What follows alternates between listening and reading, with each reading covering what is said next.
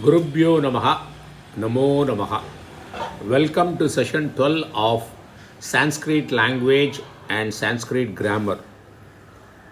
Last week we were dealing with the beauty called sloka. I hope you have seen them and you like them. The sixth sloka, if you really go through it and understand it, you can become an astrologer. I hope you will appreciate that. Now we'll come to session 12. You are welcome to session 12 of Sanskrit language and grammar. See, in Sanskrit, every letter is unique. What do I mean by that?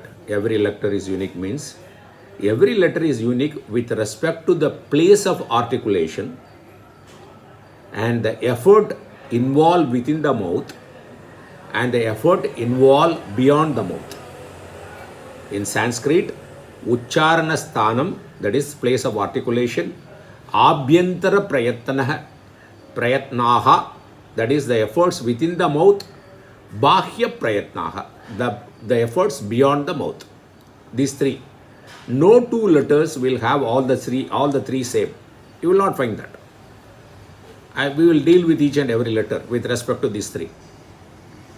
So, Panini says in his Shiksha, there is a verse, that is verse from 6 to 9, he says, the same thing has been expressed through a verse, Atma Buddhya Sametya Arthan Mano Yungte Vivakshaya Manaha Kaya Agnim Ahanti Sa Prerayati Marutam Marutaha tu Urasi Charan Mantaram Janeti Swaram Sotirno Murdni Abhihato Vaktram Apadhya Marutaha Varnan Janayate. I have skipped some lines in between because I have taken only the relevant lines.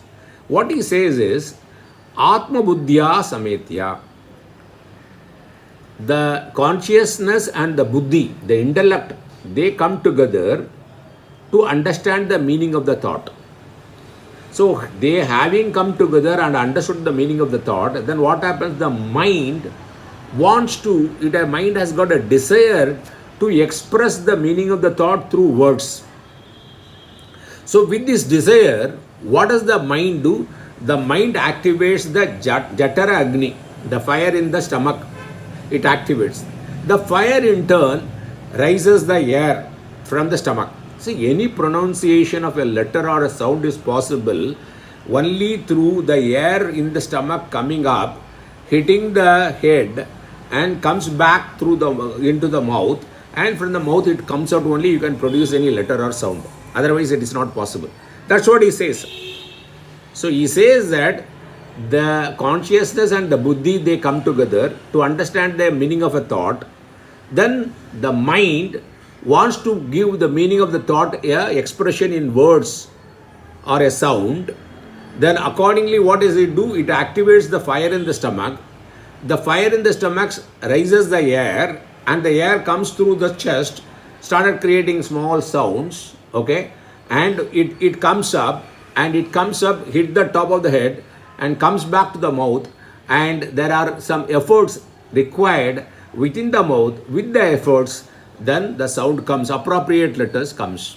So every letter has got these three efforts, these three combinations. What are they? The place of articulation, the efforts within the mouth, then the efforts beyond the mouth. So what is the efforts within the mouth? The efforts within the mouth means the tongue. The tongue means the tip of the tongue or the middle portion of the tongue or the root of the tongue comes in contact with the place of articulation. For different word, it comes different part. Some place, the tip of the tongue, sometimes the middle portion, sometimes the root of the tongue, they come in contact with this place of articulation. There are 5 places of articulation. In fact, 6. What are they? That is 6 places of articulation means if you take this as a throat, this as throat, okay, you take it as throat, then from throat I am coming out. This is the lip, this is the lip portion, this is the throat portion. Throat, that is called kanta. Then the next portion is called talu, hard palate. And third portion is called murda, the soft palate. Then the teeth portion, then the lips portion. Then the sixth one is nostril. Some of the letters are pronounced with the help of the nostrils also.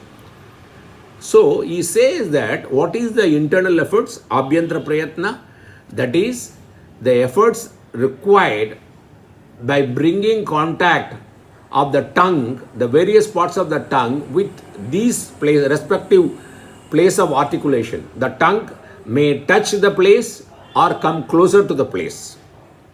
Right? What portion of the tongue? Either the tip of the tongue, the middle of the tongue, the root of the tongue.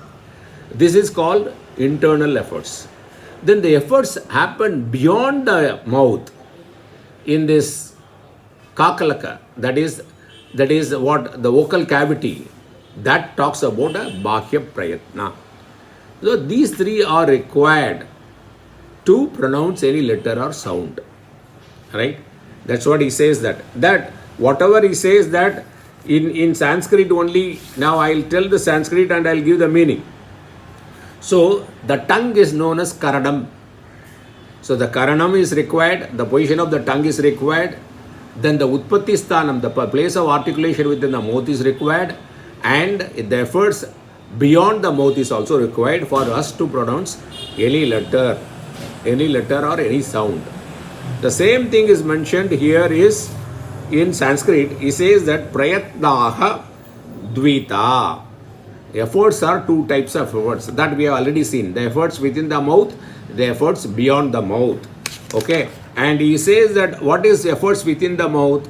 Asye stitanam kantadisthananam jihvayaha agramadya mulaihi abhigatakaha prayatnaha. What is the efforts, internal efforts? The connecting, the touching, the striking of the various portion of the tongue to the various place of articulation, that is called abhyandra prayatnaha. So asyam means mouth. What is mouth? He says that from throat to the lips, that portion is called, we have seen that the throat, hard palate, soft palate, teeth and lips. These are all within the mouth. Okay.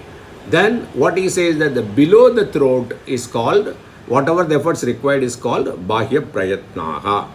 Now what we'll do is, in the next video, what are the various places of articulation? We'll see that. Then the subsequent videos, what are all the internal efforts, the efforts required within the mouth for each and every letter. Okay. And what are the efforts required beyond the mouth? That we'll see. Okay. Thank you very much.